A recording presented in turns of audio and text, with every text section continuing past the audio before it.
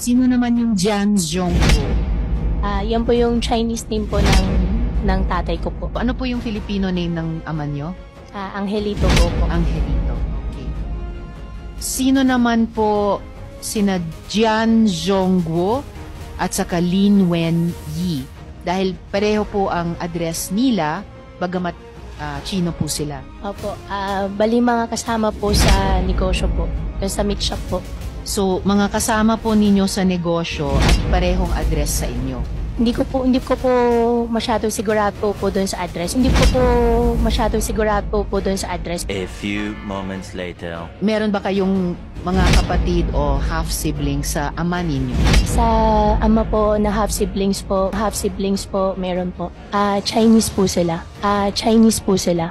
Sino naman yung Jian Zhongguo? Siya ba yung binanggit ninyo kaninang sabi nyo nag-iisang kapatid nyo, half-sibling sa ama? Hindi po. Sino po siya?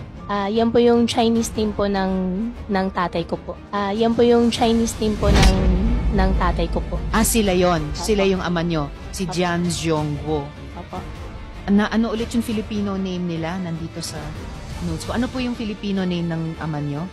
Angelito Go po. Angelito.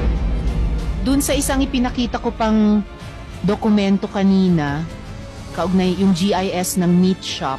So yung Jian Zhongguo doon ay ama nyo. Yung po, Your Honor, sorry po.